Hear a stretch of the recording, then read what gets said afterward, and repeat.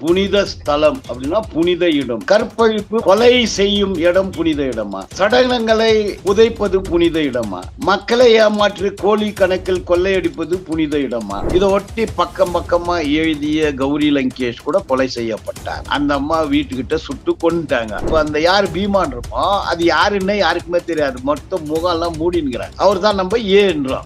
ஏக்கு வந்து பி தெரியும், சி தெரியும், டி தெரியும். பட் வெளியே நம்மளுக்கு தெரிறது ஏ மட்டும்தான். அவர் பேர் தெரியாது, ஊர் தெரியும், அங்க வேலை செய்தன்னு அவர் சொல்றாரு.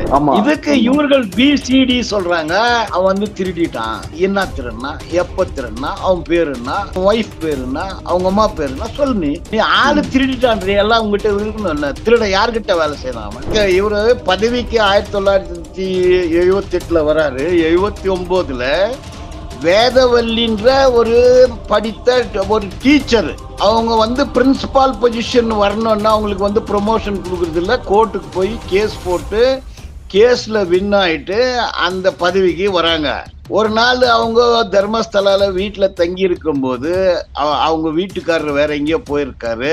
அந்த அம்மாவை கொன்னு பெட்ரோல் ஊத்தி எரிச்சிடுறாங்க. அதுதான் ஆரம்பம் 79. இந்த அனாலிசிஸ் எல்லாம் பண்ணி பார்க்கும்போது இதை செய்தவன் ஒரு பெரிய மனநோயாளியாக இருக்க வேண்டும். ஒரு 16, 17 வயதான பெண்களையே கடத்துவது, கற்பழிப்பது, கொலை செய்வது, அதுக்கப்புறம் வந்து உடலை சிதைப்பது, இது சாதாரண மனிதன் செய்யக்கூடிய வேலை இல்லை. ஹிட்லர் கூட செய்ய மாட்டான், முசோலினி கூட செய்யதில்லை. அப்ப இடியமின் மாதிரியான ஒரு கொடூரமான மனிதர்களின் செயல் சீரியல் கில்லர். இவர்கள் மனிதர்களாக இருக்கவே முடியாது. இந்துக்கள் தானே. எங்க போனீங்க எச்ராஜா? எங்க இந்துக்களுக்கு ஒண்ணுன்னா ஓடியாந்துருவ. நீ எங்க? நீ உங்க பாஷையில பேசின பிராமண பெண்கள் தானே. நூற்றுக்கணக்கான பெண்களின் கற்பு சூறையாடப்பட்டது. எங்க அண்ணாமலை? எங்க நயினார் நாகேந்திர? எங்க எங்க? இவங்க எல்லாம் இந்துவையா? இந்து பெண்கள்?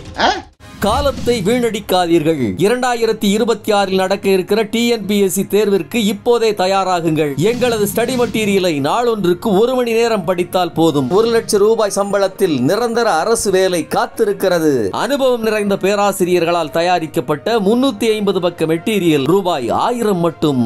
மேலும் விவரங்களுக்கு திரையில் தெரியும் தொலைபேசி எண்களுக்கு உடனே தொடர்பு கொள்ளுங்கள். ரூட்ஸ் பார்வையாளர்களுக்கு வணக்கம். தர்மஸ்தாலா மாஸ் பரியல் கேஸ், அந்த வழக்கு தொடர்பாக இன்றைக்கு நம்மோடு விவாதிப்பதற்கு பெங்களூருவில் இருந்து மூத்த வழக்கறிஞர் திரு பாலன் அவர்கள் இணைந்துள்ளார். அவர்தான் இந்த வழக்கு சிறப்பு புலனாய்வு குழு விசாரிக்க வேண்டும் அப்படின்னு கர்நாடக முதல்வர் சித்தராமையாவை சந்தித்து வலியுறுத்தினார். அதன் பிறகு இந்த வழக்கு எஸ்ஐடிக்கு கொடுக்கப்பட்டது. அது மட்டுமின்றி சமீபத்தில் தர்மஸ்தாலாவுக்கு செய்தி சேகரிக்க சென்ற பத்திரிகையாளர்கள் மீது அங்குள்ள குண்டர்கள் கடுமையான தாக்குதல் நடத்தி இருக்கிறாங்க. அவர்களுக்கு ஆதரவாகவும் சட்ட போராட்டம் நடத்தி வருகிறார். இது மட்டுமின்றி தர்மஸ்தாலா குறித்தோ வீரேந்திர ஹெக்டே குறித்தோ பேசக்கூடாது என்று வாய்ப்பூட்டு உத்தரவு கர்நாடகாவில் போடப்பட்டது. அதற்கு எதிராகவும் சட்ட போராட்டமும் கள போராட்டத்தையும் நடத்தி வருபவர் திரு பாலன் அவர்கள். வாருங்கள், அவரோடு உரையாடலாம். தோழர் வணக்கம். வணக்கம். தர்மஸ்தலா இதனுடைய வரலாறு சுமார் 800 ஆண்டு காலம். ஸோ லேட்டஸ்ட் சப்ஜெக்ட்னா ஏபிசிடி 3/7/2025 வரைக்கும் ஏபிசிடியில் ஏ கிடைச்சாச்சு. 4ஆம் தேதி எஃப்ஐஆர் ரெஜிஸ்டர் ஆகுது. 11ஆம் தேதி நீதிமன்றத்தின் முன்னாடி 183 பிஎன்எஸ்எஸ் பிரகாரம் அவருடைய ஸ்டேட்மெண்ட் கொடுக்குறாரு. அதுக்கு பிறகு எஸ்ஐடி அங்க கான்ஸ்டியூட் ஆகுது. எஸ்ஐடி கான்ஸ்டியூட் ஆன பிறகு எகேன் அவரை விசாரிக்கிறாங்க. அவர் வந்து இந்த கேஸ்ல வந்து குற்றவாளி தான்.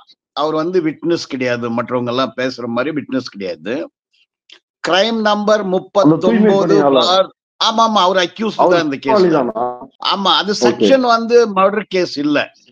அது 211 பிஎன்எஸ் தவறான தகவல் அப்படின்ற அடிப்படையில 211 பிஎன்எஸ் அந்த ஒரு வழக்குல அவரை குற்றவாளியா சேர்த்திருக்கிறாங்க. அவர் குற்றவாளி தான். அவருடைய வாக்கு மூலத்தை பதிவு செய்யறாங்க. அது வந்து குற்றத்தை ஒப்புதல் வாக்கு மூலம். அது ஒப்புதல் வாக்கு மூலம் ஒன்னு மேஜிஸ்ட்ரேட் முன்னாடி கொடுக்குறாரு. இப்போ சிட் அந்த அபிஷியல்ஸ் அவர் கணக்குல விசாரணை பண்றாங்க. விசாரணையின் போது அவர் தன்னுடைய வாக்குமூலத்தை கொடுத்திருக்கிறாரு. இது மொத்தமாவே ABCD. ஏ வந்து போலீஸ் கண்ட்ரோல்ல இருக்கிறாரு. BCD இது வந்து போலீஸ்க்கு தெரியும். போலீஸ்க்கு BR, CR, DR தெரியும். நீதிமன்றத்துக்கும் BR, CR, DRன்றது தெரியும். அப்போ BCD ஏ வெளியே வர்றது 3/7/2025 தான் ஏ வெளியே வராரு. ஏ மூலியமா தான் BCD வெளியே வருது. இப்ப அந்த பேர்லயே வச்சுக்கலாம். இந்த ஏ யாரு, பி யாரு, சி யாரு, டி யாருன்னு தெரிஞ்சுக்கிறதுக்கு முன்னாடி இதனுடைய வரலாறு வந்து 800 வருஷம். 800 வருஷத்துல முதல்ல இது வந்து வனதேவதைக்கான ஒரு இடம் தான். அது வனதேவதைகள் காட்டில் வாழக்கூடிய மனிதர்கள், ஆதிவாசிகளுடைய கடவுள் தான் அது. அது ஒரு 400 வருஷத்துக்கு முன்னதான் வந்து அன்னப்பசாமி அப்படின்ற ஒரு தலித்து அந்த இடத்துல வந்து புத்த கோயிலை நிறுவுறாரு. புத்த கோயில் அப்படின்னும் போது மஞ்சேஸ்வர்ன்றது வந்து புத்தருடைய பேரு. அது சிவனுடைய பேர் இல்ல. கதிரி அப்படின்ற இடத்துல இருந்து ஒரு சிலையை கொண்டு வராங்க. அது புத்தருடைய சிலை. இது ஆன பிறகு ஒரு 200 வருஷம் விட்டுடலாம் டைமுக்கு. வெள்ளைக்காரன் 200 வருஷத்துக்கு முன்ன வரான். திப்புவின் மீது போர். அந்த திப்புவின் மீது போர் நடக்கும்போது இந்த குடும்பம் இப்ப யார் இதை நிர்வகிக்கிறாங்க அந்த குடும்பம் வந்து இது வெள்ளைக்காரன் பக்கம் நிக்கிறான். அது கெசட்டியர்ல இருக்கு. இத வந்து சொன்னா ஒண்ணும் குற்றம் ஆகாது. அந்த பூட்டு வாய்ப்பூட்டு எல்லாம் வந்து பூட்டு உடைச்சாச்சு. பூட்டு எதுவும் இல்ல. வாய்ப்பூட்டு போச்சு. இப்ப அவங்க ஓடிக்கிறாங்க சுப்ரீம் கோர்ட்டுக்கு திருப்பி வாய்ப்பூட்டு போடுறதுக்கு. ஹைகோர்ட்லயும் வாய்ப்பூட்டை திறந்துட்டாங்க. சிவில் கோர்ட்லயும் வாய்ப்பூட்டை உடைச்சு போட்டாங்க. இப்ப சுப்ரீம் கோர்ட்டுக்கு போய்க்கிறாங்க. வாய்ப்பூட்டு கிடையாது. அப்போ இந்த வீரேந்திர ஹெகடே அவருடைய மூதாதையர்கள் திப்பு காலத்துல வெள்ளைக்காரனுக்கு குலாமா இருந்தவங்க அத வந்து கெசட்ல இருக்கு. கெசட் எங்கிட்ட கூட காப்பி இருக்கு. அந்த கெசட்ல வந்து இவங்க சுதந்திர போராட்ட வீரர்களுக்கு எதிராக நின்ற குடும்பம் தான் இந்த ஹெக்கடே குடும்பம். ஹெக்டே வேற, ஹெக்கடே வேற. இவர்கள் யாரும் இந்துக்கள் கிடையாது. இவங்க வந்து ஜெயின் வகுப்பை சார்ந்தவர்கள். அது என்ன ஆகுதுன்னா இவங்க பிரிட்டிஷருக்கு குலாம் வேலை பார்த்ததுனால பவரை இவங்க கிட்ட கொடுத்துடுறாங்க. இதுல இப்ப கூட 4 பேரு காவந்தர் இருக்கிறாங்க. பவர் எல்லாம் இவரு தான் ஆச்சு.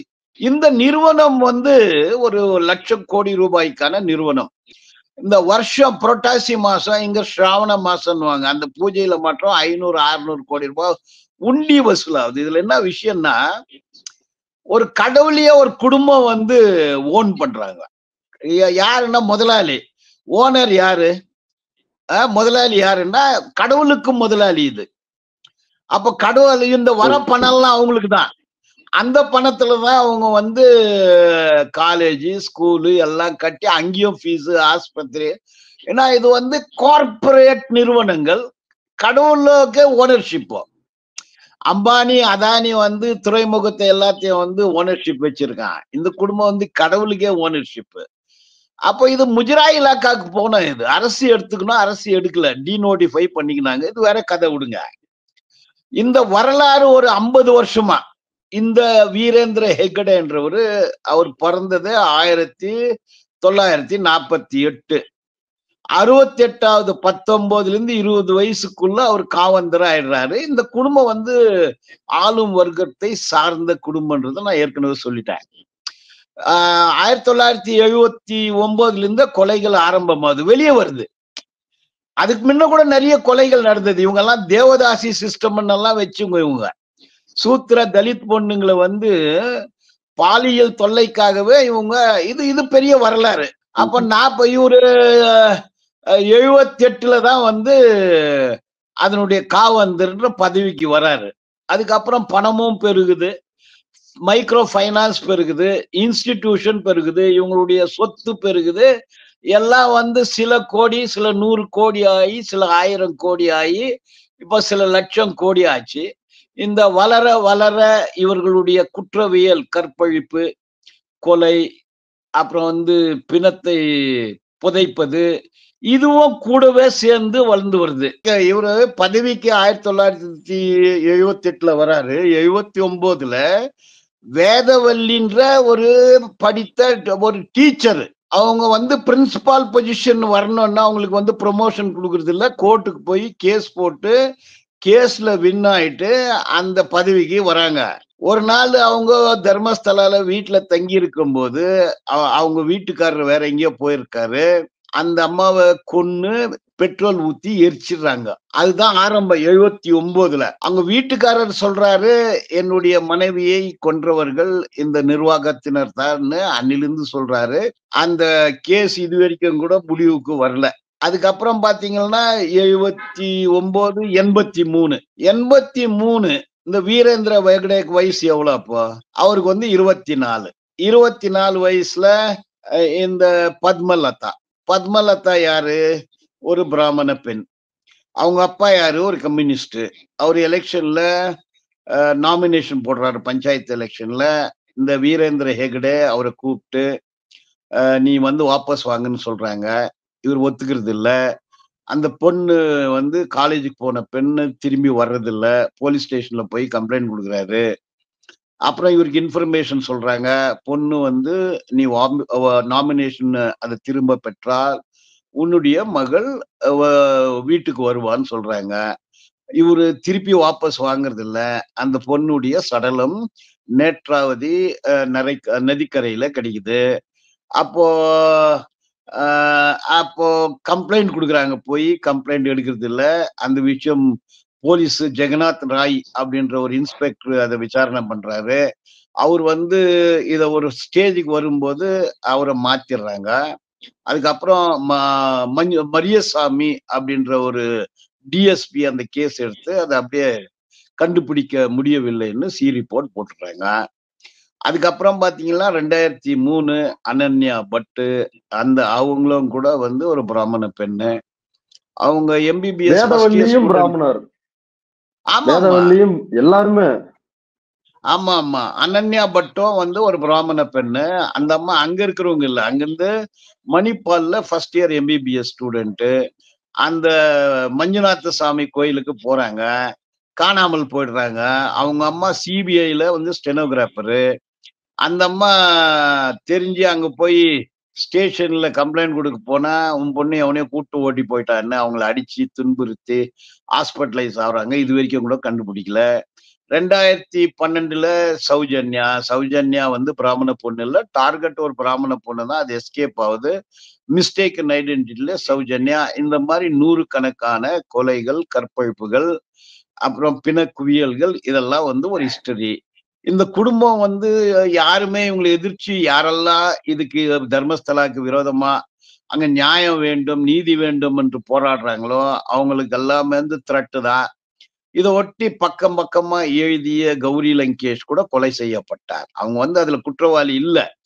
பட் அவங்க உயிரோடு இருக்கும்போது அவங்க பத்திரிகையில தர்மஸ்தலால இந்த மாதிரி எல்லாம் அட்டூழியங்கள், அக்கிரமங்கள், பாலியல் தொல்லைகள், கற்பழிப்புகள், கொலைகளை ஒட்டி எல்லாம் எழுதுனாங்க. அந்த அம்மா வீட்டுக்கிட்ட சுட்டு கொண்டுட்டாங்க. அப்ப அதுல ஒட்டி கனெக்டிவிட்டி எதுவும் இல்லை. இது ஒரு சீக்வன்ஸ் தான். அந்த மாதிரி பல கொலைகள் நடந்திருக்கு. அப்போ தர்மஸ்தலா ஒட்டி யாருன்னா பேசவே கூடாது. கொலையை பற்றியும் பேசக்கூடாது. சௌஜன்யாவின் பேரே எடுக்கக்கூடாது. வேதவல்லின்ற பேர் எடுக்கக்கூடாது. நியாயத்தை யாரும் கேட்கக்கூடாது. கேட்டா ஹைகோர்ட்ல சூட் போடுவாங்க, கேஸ் போடுவாங்க, இதெல்லாம் பண்ணுவாங்க. அந்த குடும்பம் வந்து இந்த தர்மஸ்தலா நிறுவனம் அது ஒன்றும் அவங்க வந்து சன்னியாசி எல்லாம் ஒண்ணும் கிடையாது. அவங்க வந்து கிரனைட் வியாபாரம் பண்றவங்க. கிரனைட் வியாபாரத்துல வந்து லோகாயத்துல அவங்க மேல கம்ப்ளைண்ட் ஆகுது. கிரனைட் வியாபாரம் நடத்துறது அது வந்து அரசு கிரனைட்டு. நிலத்தை அபகரிக்கிறது, ஸ்கூலை அபகரிக்கிறது, இந்த மாதிரி நிறைய கேஸ் அவங்க மேல. இந்த மைக்ரோ ஃபைனான்ஸ் அதுல மீட்ரு வட்டின்னுவாங்க, கந்து வட்டின்றீங்களே, அது வந்து கர்நாடகால மீட்ரு வட்டின்னுவாங்க. அந்த மாதிரி 40,000 கோடி ரூபாய் மீட்ரு வட்டியில பொருளுது. வட்டி யாருன்னா கட்டலன்னா அவங்கள போய் துன்புறுத்துவாங்க, அடிப்பாங்க, வதிப்பாங்க, கொன்றுவாங்க, பொச்சிருவாங்கன்றதெல்லாம் வந்து வரலாறு. அப்ப தர்மஸ்தலா அப்படின்ற பெயர் என்றாலே கொலை, கொள்ளை, கற்பழிப்பு, அராஜகம், அடி தடி வெட்டு குத்து, இதுதான் அது வரலாறு. இப்போ ABCD இதுதான் 4 சொற்கள். ABCD. இப்போ ஜனங்களுக்கு தெரிஞ்சு போச்சு. வந்துதான் தூய்மை பீமா பணியாளர் பீமா. பீமா எக்ஸ்ன்னு வச்சுக்கலாம், அவர் ஏன்னு வச்சுக்கலாம் நம்ம. சோ இந்த இந்த அவர்களுடைய இந்த கற்பழிப்பு இந்த விஷயத்துல கடந்த 40-50 வருஷமா கிடைக்கல. கண்ணால் கண்ட சாட்சி இது வரைக்கும் கிடைக்கல. ஒரு இதெல்லாம் காணாமல் போனார்கள், சடலங்கள் கிடைத்தது. இதை யார் புதைச்சாங்க, என்ன பண்ணாங்கன்றதெல்லாம் வராது. இது கண்ணால் கண்ட சாட்சி இல்ல. இப்ப முதல்ல இதனுடைய திருப்பம் அப்படின்னா 3/7/2025 எக்ஸ் பீமா வராரு. அவர் தான் நம்ம ஏன்றோம். ஏக்கு பி தெரியும், ஏக்கு சி தெரியும், ஏக்கு டி தெரியும். பட் வெளியே நம்மளுக்கு தெரிறது மட்டும்தான். அவர் பேர் தெரியாது, ஊர் தெரியாது. ஊர் தெரியும், அங்க வேலை செய்தன்னு அவர் சொல்றாரு. எந்த வருஷத்துல வேலை செய்தாரு, அவர் வயசு என்ன, வாழ்ந்த இடம் எது, அவங்க அப்பா பேர் என்ன, அவங்க துணைவியார் பேர் என்ன, அவருக்கு பசங்க இருக்காங்களா இல்லையான்றது நமக்கு தெரியாது, வெளியவே உள்ள ஆச்சுங்களா. இவர் 3ஆம் தேதி வெளியே வராரு, மீடியால எல்லாம் வருது. 4ஆம் தேதி 4/7/2025 FIR ரெஜிஸ்டர் பண்றாங்க. 11ஆம் தேதி தான் மேஜிஸ்ட்ரேட் கிட்ட 183 BNSS ஸ்டேட்மெண்ட் ரெக்கார்ட் ஆகுது. அந்த ஸ்டேட்மெண்ட்ல இட் இஸ் ப்ரூடன்ட். யாருன்னா ஒரு சின்ன லாயர் கூட அதை யூகிக்கலாம். அதுல பி பேரை சொல்றாரு, சி பேரையும் சொல்றாரு, டி பேரையும் சொல்றாரு. அப்போ BR CR DRன்றது எல்லாருக்கும் தெரிஞ்ச விஷயம். பேரை சொல்லக்கூடாது, நிறைய கேக் ஆர்டர்ஸ் இருக்கு. இல்ல, ஏவோட ரோல் கொண்டு குடுக்கிற ஹேண்ட் ஓவர் பண்ற பணங்களை புதைக்கிறது. பியோட ரோல் என்ன, சியோட ரோல் என்ன, டியோட ரோல் என்ன? இப்போ 3 விஷயம் அதுல. ஒண்ணு கடத்துறது, இன்னொன்று கற்பழிக்கிறது, இன்னொன்று கொலை பண்றது, இன்னொன்று பாடியை கொண்டு கொடுக்கறது, ஒருத்தர் பாடியை புதைக்கிறது. இவ்வளவு ரோலு. இப்ப இவரு பி தெரியும் இவருக்கு. இவர் புதைக்க சொல்லி இவருக்கு பணம் கொடுத்தது யாரு, இவர் யாருக்கிட்ட வேலை செய்தாரு அது தெரியும். பணம் எங்க இருந்து வந்துச்சு அதுவும் தெரியும். பணமா ஆக்கியது யார் அது கூட தெரியும். அப்புறம் என்னைக்கு கிட்னாப் பண்ணாங்க, எவ்வளவு வயசு பொண்ணு, அது என்ன ஜீன்ஸ் பேண்டா சுடிதாரா சாரியா, இதெல்லாம் தெரியும். இப்போ இத விசாரணை செய்யக்கூடிய சிட், என்னுடைய அனுபவத்துல சொல்றேன், அவங்களுக்கு பி தெரியும்.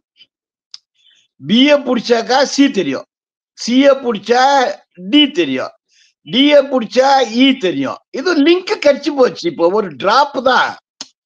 ஒரு பெரிய மாளிகையை ஒடிக்கணும்னா ஒரு செங்கலை பிடிக்கிட்டா மாளிகை ஒடிச்சிடலாம். ஒரு ஓட்டை தானே ஓட்டை வந்துடுச்சு. அப்போ இது வரைக்கும் பிஏ ஒட்டி தரல, சிஏ ஒட்டி தரல ஆச்சு.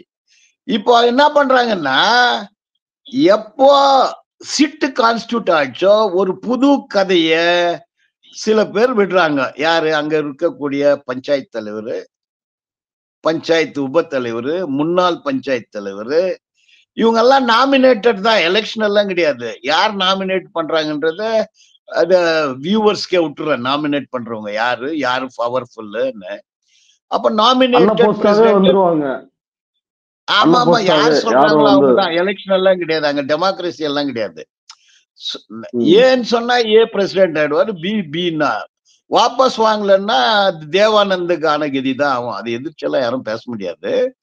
இப்ப பஞ்சாயத்து பிரசிடென்ட் செக்ரட்டரி சொல்றாங்க, இங்க நிறைய பேரு தற்கொலை செய்துக்கினாங்க, நிறைய பேர் இங்க வந்தா இந்த இடத்துல செத்து போனா நல்லா சொர்க்கம் கிடைக்கணும்னு சாவுறாங்க அப்படின்றதெல்லாம் ஒரு சின்ன கூட்டம் அதை பொருளி கலப்பு விடுது. அதையே கூட இந்த கோதி மீடியான்றமே அந்த மாதிரி 2-3 மீடியாங்க இத கட்டுக்கதைய கம்பி கட்டுற வேலையெல்லாம் செய்துட்டு இருக்கிறாங்க. அப்ப தற்கொலையாக இருந்தாலும் கூட வதிக்கிறதுக்கு அதிகாரம் பஞ்சாயத்துக்கு இருக்கா? அதுக்கு ஒரு ப்ரோசஸ் இருக்கு, இன்குவெஸ்ட் ப்ரொசீடிங் பண்ணணும். இந்த சி பி டிஇ இவங்க வந்து நிறைய கேஸுங்களை போட்டு கேக் ஆர்டர் வாங்குறாங்க.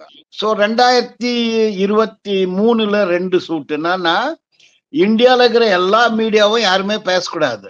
யாரு முற்போக்காளர்கள், இடதுசாரிகள், ஜனநாயகவாதிகள் இவங்க எல்லார் மேலேயும் கேஸ் போட்டு வாய மூடிடுறது. வாய்க்கு பூட்டு.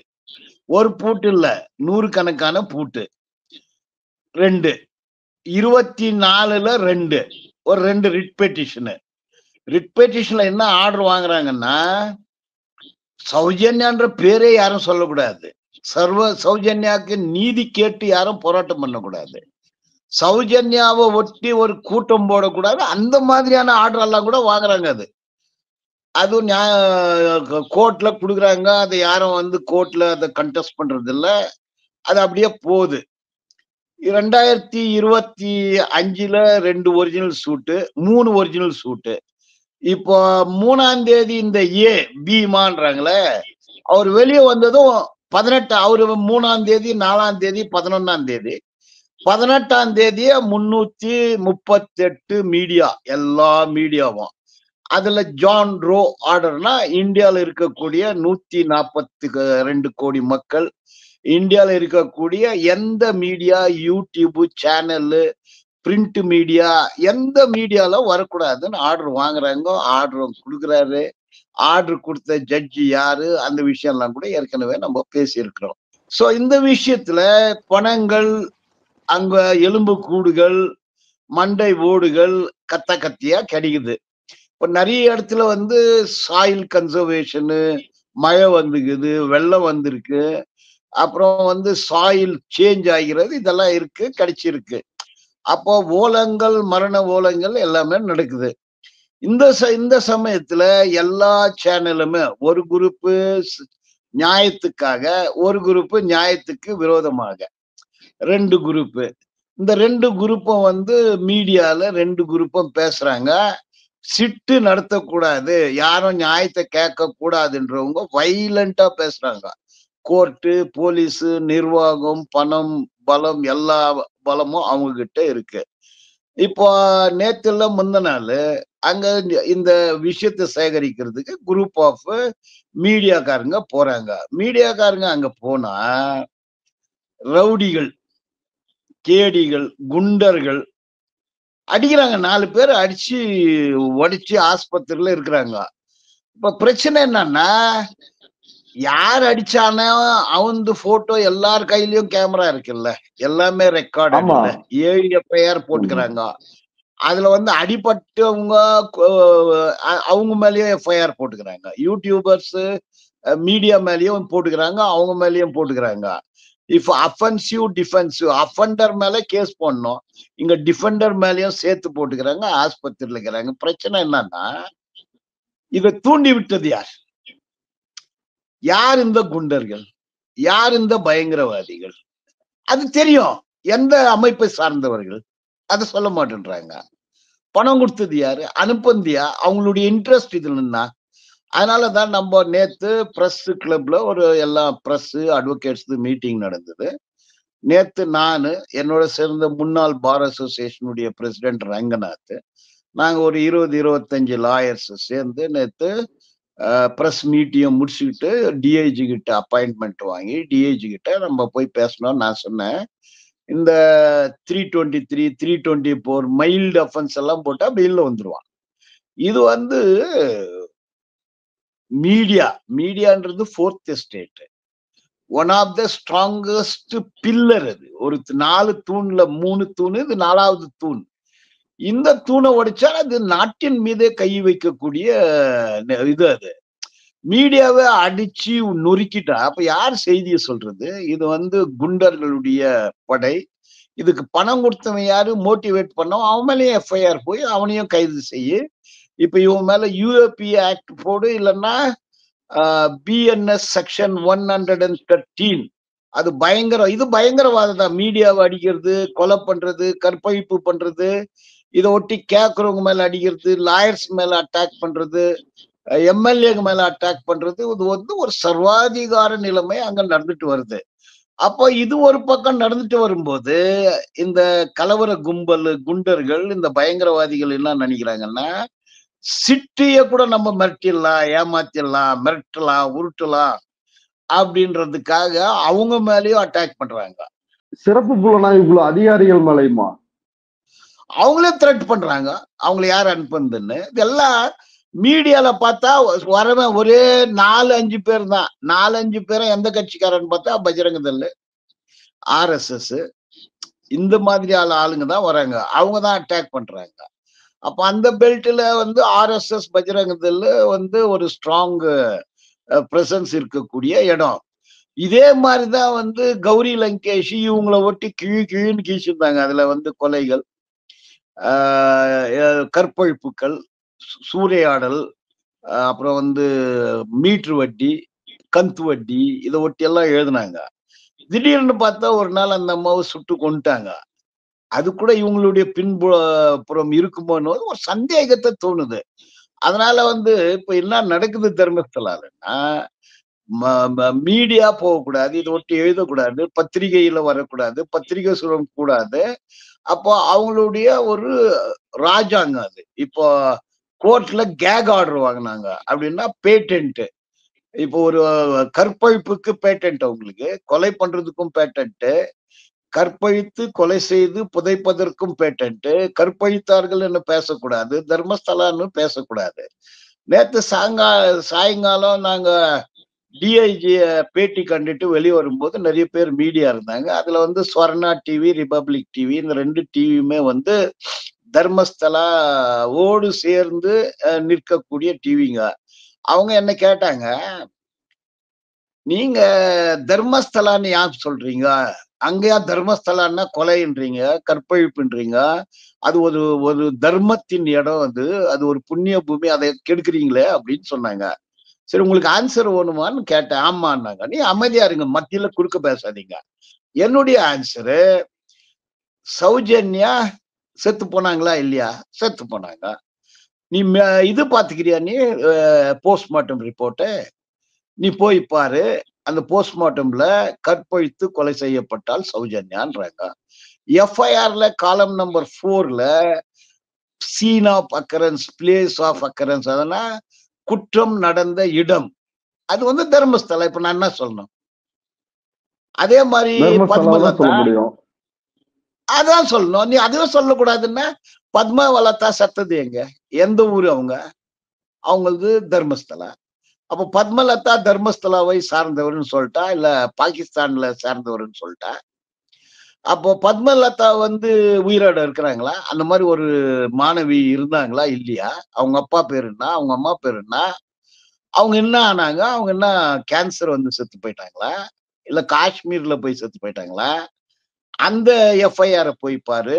அந்த எஃப்ஐஆர்ல அதே காலம் நம்பர் 4ல இறந்த இடம் தர்மஸ்தலா. நான் என்ன சொல்லிட்டேன் இப்போ? Ananya but missing. எந்த இடத்துல மிஸ்ஸிங்? அந்த போய் மிஸ்ஸிங் கம்ப்ளைண்ட்ல பாரு, தர்மஸ்தலா. இப்ப நான் என்ன சொல்லணும்? அதுக்கு மேல வேதவல்லி, அவங்க என்ன பங்களாதேஷ்ல செத்து போயிட்டாங்களா? அதே மாதிரி நிறைய ஆண்கள் இவங்களெல்லாம் கொன்னு புதைச்சிக்கிறாங்க. அது என்ன மியான்மரா இல்ல ஆப்கானிஸ்தானா? எல்லாமே செத்தது தர்மஸ்தலா. தர்மஸ்தலால செத்தோன்னு சொல்றோம். அப்ப யார் கொண்டுட்டாங்கன்னு நான் எங்க சொன்னா? இப்போ பின்னு சொல்றேன். யாரு பி? நீ சொல்லு. பி யாரு? நீ சொல்லியா? நீ சி யாரு? நீ சொல்லு. எனக்கு எப்படி தெரியும் சி? அப்ப யாருமே கற்பழிக்கல, அவங்களே கற்பழிச்சுக்கினாங்களா என்ன அது? இப்ப நீ என்னன்ற? நீ இந்த நீங்க உங்க மீடியா, அவன் வந்து இப்ப அந்த யாரு பீமான்றமோ அது யாருன்னு யாருக்குமே தெரியாது. மொத்தம் முகம் எல்லாம் மூடினுங்கிறாங்க. இதுக்கு இவர்கள் பிசிடி சொல்றாங்க. அவன் வந்து திருடிட்டான், திருடிட்டு ஓட. என்ன திருடுனா? எப்ப திருடுனா? அவன் பேரு என்ன? அவன் ஒய்ஃப் பேரு என்ன? அவங்க அம்மா பேரு என்ன? சொல்லு. நீ ஆளு திருடிட்டான்ற எல்லாம் உங்ககிட்ட இருக்கணும். என்ன திருட யாருக்கிட்ட வேலை செய்யலாம்? அவன் என்ன பில் கிளின்டனுக்கும் ட்ரம்ப்புக்கும் என்ன செக்ரட்டரியாவா இருந்தா? உங்ககிட்ட வேலை செய்தவன் தானே தர்மஸ்தலால. இப்ப நான் என்ன சொல்லணும்? அவனை தர்மஸ்தலாக்காரன் சொல்லுமா இல்லையா? அப்ப நீயே சொல்ற. உனக்கு எப்படி தெரியுது? அவன் வந்து திருடிட்டு போயிட்டான்றது உனக்கு எப்படி தெரியுது? வேலை செஞ்சிருக்காரு, அதனால சொல்றாரு. நீ அவனே சொல்றான், அவன் யாருன்னாலும் நீயே சொல்ற. இவ்வளவு நாள் யார் சொல்ல? நீ திருட்டுப்பட்ட நான் எஃப்ஐஆர் இருக்குது அவன் மேல, கேஸ் கொடுத்துக்கிறியா நீ? நீ இப்போ நான் தர்மஸ்தலான்னு சொல்லாத என்ன சொல்லணும்? தர்மஸ்தலாவுடைய நிர்வாகி யாரு? கவர்மெண்ட் ஐஏஎஸ் ஆபீசரா, கவர்மெண்டா, இல்ல யாரு? நீ சொல்லு. இப்போ அவன் எப்ப போனா நீ கூட நீ தானே சொல்ற. அவங்களுக்கு இன்னொரு கொஸ்டின், இவ்வளவு பேர் செத்துட்டாங்க, என்ன ரெக்கார்டு? ரெக்கார்டு நீ ஆர்டிஐல கேளு. இப்ப நான் சொல்றேன்னா இத்தனை பேர் செத்து இல்லையா? இத்தனை இப்ப எங்க கிடைக்குது போனோம்? யார் பதிச்சுதாங்க? தர்மஸ்தலா என்ன சுடுகாடா? அது காடா, சுடுகாடா, வீடா, நாடா? எது ரிப்போர்ட்டர் வந்து என்ன பண்ணாரு இந்த பதிலுக்கு அப்புறம்? கேட்டாரா இல்ல கம்முன்னு ஆயிட்டாரா? அவருக்கு வாய்க்கு உடனே பேராலிசிஸ் வச்சிச்சு, லக்குவம் வச்சிச்சு வாய்க்கு. வாய மூடின்னு போட்டாங்க. Republic TV, Swarna TV. ரெண்டாவது கொஸ்டினே இல்ல. அங்கிருவெல்லாம் சொன்னா, சார் நீங்க ஃபயர் கொடுத்தியோ சௌஜன்யா, அது வந்து ஃப்ளவர் இல்ல, ஃபயர். சுடுவான், சுடுற வரைக்கும் என்ஜினே இருக்கும்னு சொன்னேன் நானு. அப்போ அந்த தர்மஸ்தலா நிகழ்வுகள் வந்து ஒரு இன்டர்நேஷனல் இஷ்யூவா மாறி இருக்கு. இன்வெஸ்டிகேஷன் கரெக்ட் ரேஞ்சில் போயின்னு இருக்கு. என்ன ஆன்சைட்டி, குதூகலம் என்னவென்றால், பிஆர், சிஆர், டிஆர், இஆர் அவர்கள் கைது செய்யப்படுவார்களா? சிறைக்கு அனுப்பப்படுவார்களா? பிரஜாவல் ரேவண்ணா சாகும் வரை சிறையில். ஒரு 2 ஒரே விட்னஸ், ஒரு பென் டிரைவ். அது வெறும் கற்பழிப்பு. இது கற்பழித்து கொலை, கற்பழிப்பு கொலை. அப்ப தூக்கு தண்டனை கொடுப்போம். தூக்கு தண்டனை யாருக்கு கொடுக்கணும்? நான் சொல்றேன் வந்து இந்த அனாலிசிஸ் எல்லாம் பண்ணி பார்க்கும்போது, இதை செய்தவன் ஒரு பெரிய மனநோயாளியாக இருக்க வேண்டும். ஒரு பெண்ணை கடத்துவது, அதுவும் 16, 17 வயதான பெண்களையே கடத்துவது, கற்பழிப்பது, கொலை செய்வது, அதுக்கப்புறம் வந்து உடலை சிதைப்பது, இது சாதாரண மனிதன் செய்யக்கூடிய வேலை இல்லை. ஹிட்லர் கூட செய்ய மாட்டான், முசோலினி கூட செய்தில்லை. இடியமின் தான் இந்த மாதிரி வேலை செய்துக்கலாம். அப்ப இடியமின் மாதிரியான ஒரு கொடூரமான மனிதர்களின் செயல், serial killer, serial rapist, mass burial, இவர்கள் மனிதர்களாக இருக்கவே முடியாது. அவன் வந்து ஒரு சைக். அப்ப இந்த பேட்டர்ன் ஆஃப் கில்லிங் இருக்கே, பேட்டர்ன் ஆஃப் எல்லாமே வந்து கடத்தல், எல்லாமே கற்பழிப்பு, எல்லாமே கொலை, எல்லாமே உடல் சிதைப்பது, எல்லாரையுமே பொச்சிடுறது. ஒரு சீரியல் கில்லர் என்ன, எப்படி ஒரு சீரியல் கில்லர் வந்து என்ன செய்வானோ அந்த பேட்டர்ன் வந்து எல்லா வழக்குலயும் ஒரே மாதிரி, ஒரே பேட்டர்ன் தான். அதுல பார்த்தா அதிகபட்சமா பார்ப்பன பெண்கள் தான்.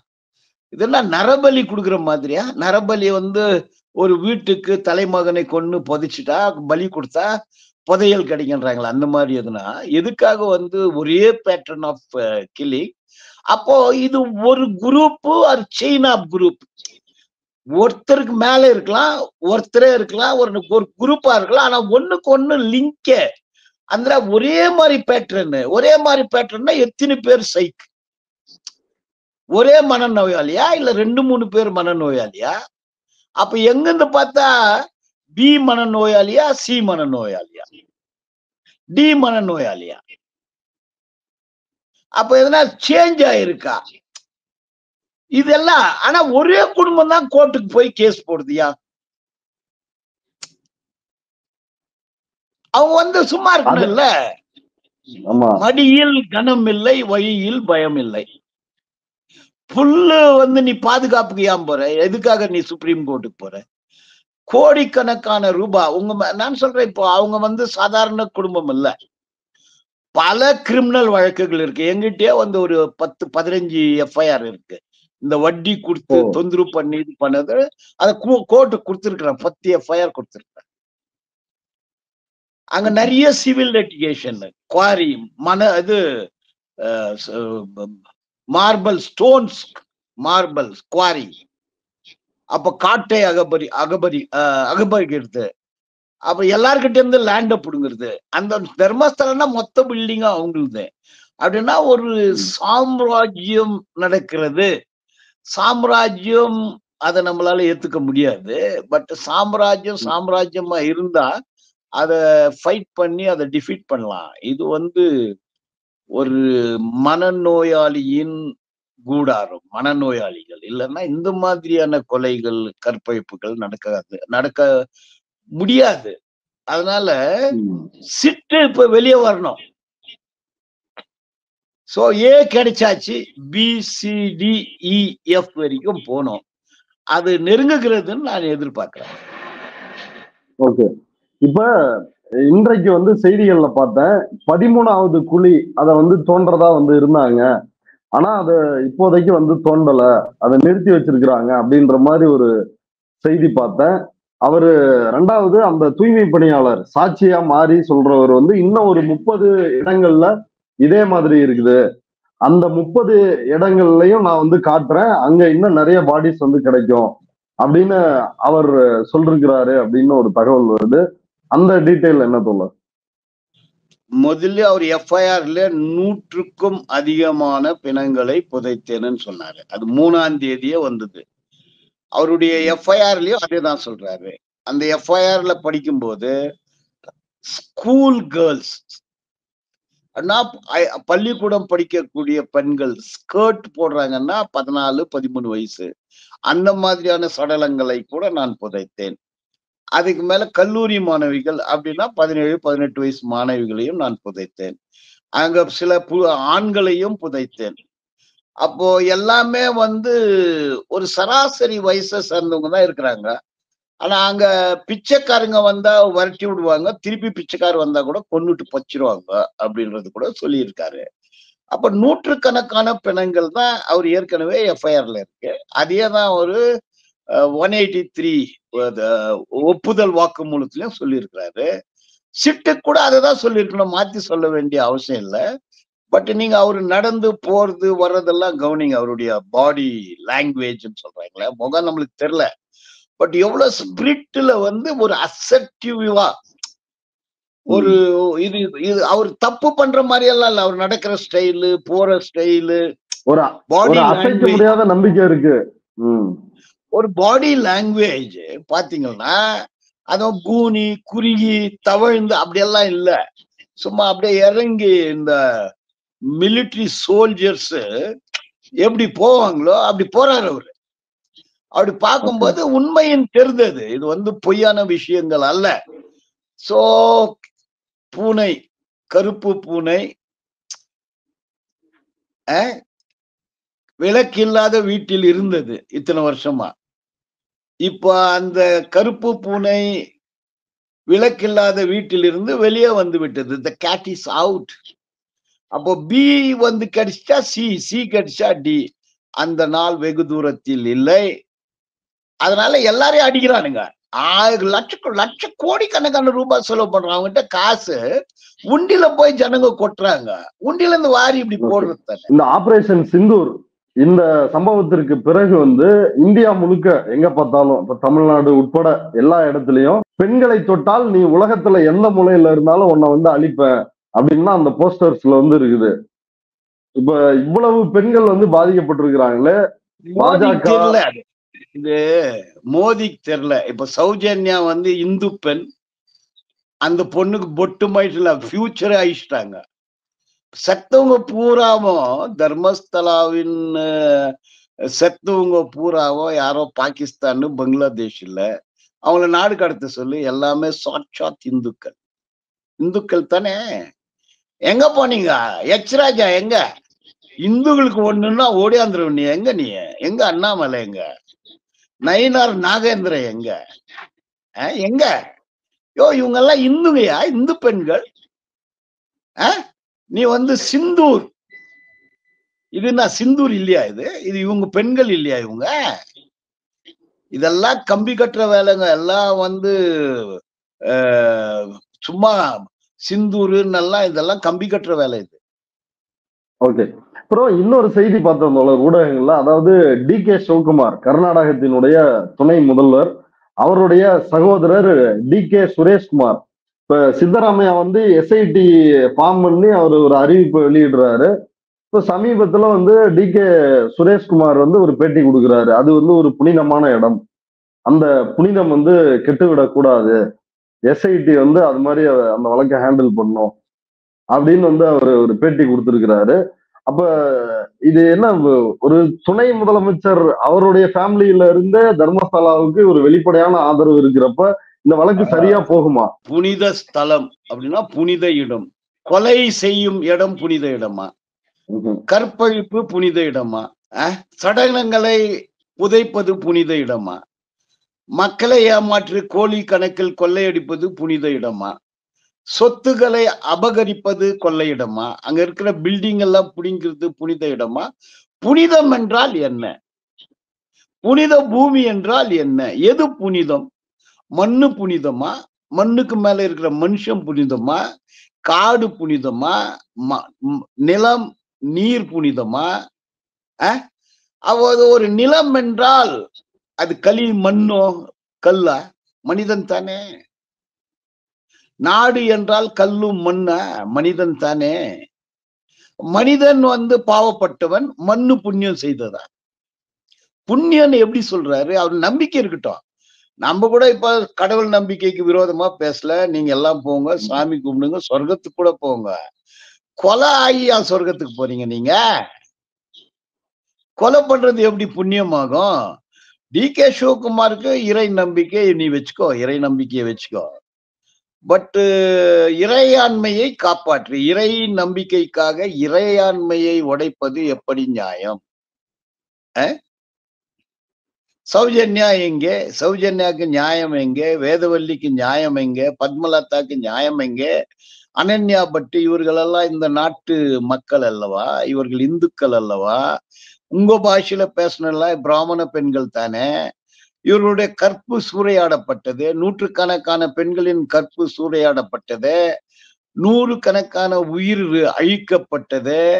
அந்த உயிர்கள் வந்து நியாயம் கேட்டு அழுகிறது, நியாயம் கேட்டு கர்ஜிக்கின்றது. நியாயத்திற்காக போராடக்கூடியவர்களை சிறையில வைக்கிறீங்களே, நியாயமே கேட்க கூடாதுன்னு கோர்ட்டுக்கு போறீங்களே, நியாயத்தை கேட்கறதுக்கு அங்க வந்து அவங்களை அடிக்கிறீங்களே, குண்டர்களை ஏவறீங்களே. இது இது என்ன? எது இது புண்ணிய பூமியா? அது புண்ணிய பூமியில போலீஸ்காரன் போக கூடாதா? புண்ணிய பூமியில நியாயம் கிடைக்காதா? இது என்ன நியாயம்? இது கொலை, கொள்ளை, கற்பழிப்பு.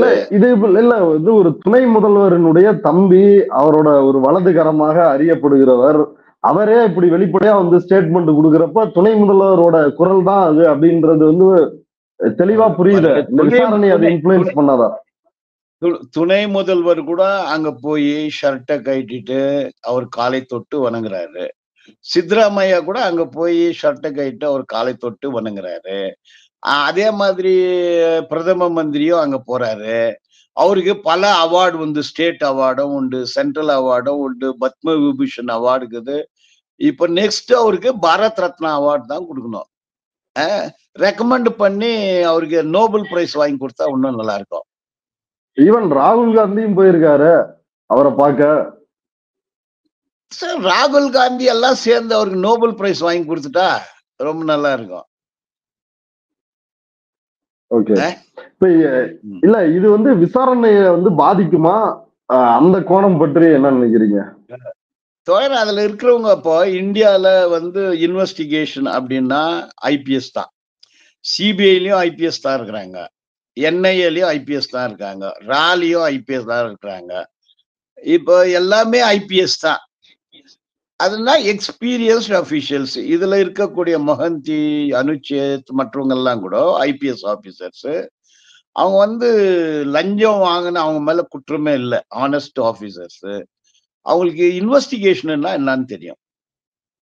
இப்ப அவங்க கூடவே எஃப்எஸ்எல் எக்ஸ்பர்ட் இருக்கிறாங்க. மாடர்ன் டெக்னாலஜி யூஸ் பண்றாங்க, ராடார் யூஸ் பண்றாங்க.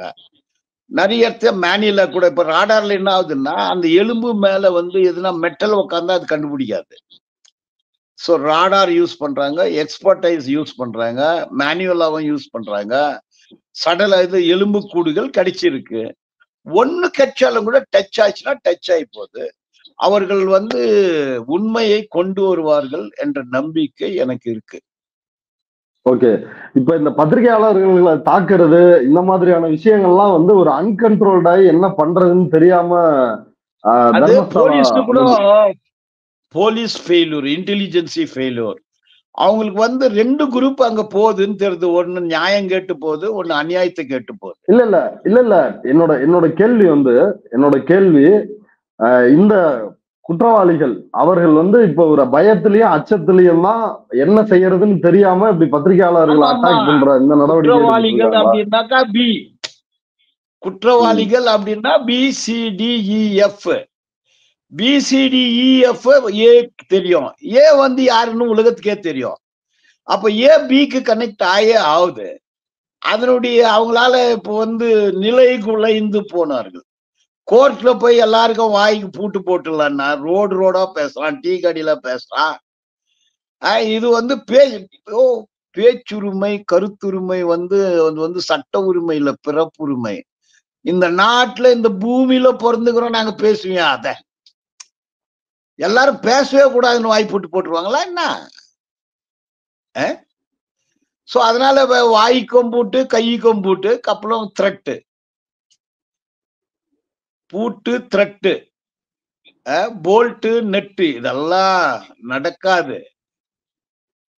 இந்திய மக்கள் போராடிய, அதுவும் தர்மஸ்தலாக்கு இந்த போராட்டம், கொலை இதெல்லாம் வந்து புதுசு இல்லை. அப்பப்போ போராட்டம் வெடிக்கும், அப்பப்போ பணம் செலவு பண்ணுவாங்க, அப்பப்போ கோர்ட்டுக்கு போவாங்க, அப்பப்போ அடக்குவாங்க.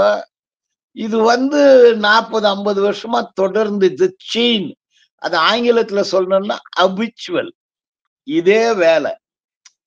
இது என்ன பண்ணா துண்ணு கொய்த்த வாய், அரிசி தின்ன வாயும் ஊர் வம்புல படுற வாயம் சும்மா இருக்காதுன்னுபாங்க. அது சும்மா இருக்காது, அது அப்படிதான் பண்ணும். ஓகே. இப்ப நீங்களே சொல்றீங்க, இப்ப கௌரி லங்கேஷ வந்து கர்நாடகாவில சுட்டு கொண்டிருக்கிறாங்க, அங்க சங்கிகளினுடைய ஆதிக்கம் வந்து அதிகமா இருக்குது, இப்படியான பிரச்சனை எல்லாம் இருக்குது. இப்ப நீங்க தொடர்ந்து வந்து இதுல செயல்பட்டு இருக்கிறீங்க.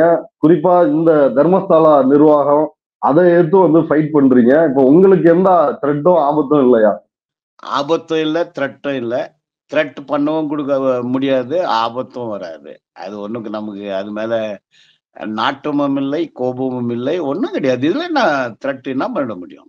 பொறுத்திருந்து பார்க்கலாம் தோழர். இவ்வளவு நேரம் இந்த வழக்கு ஒரு A to Z வரைக்கும் வந்து மொத்தமா இந்த வழக்கினுடைய தன்மை, காவல்துறை எப்படி அணுகணும் அப்படின்னு விரிவாக இந்த வழக்கு குறித்து நம்முடைய நேயர்களுக்காக நேரத்தை ஒதுக்கி கருத்துக்களை பகிர்ந்ததுக்கு மிக்க நன்றி தோழர். வணக்கம்.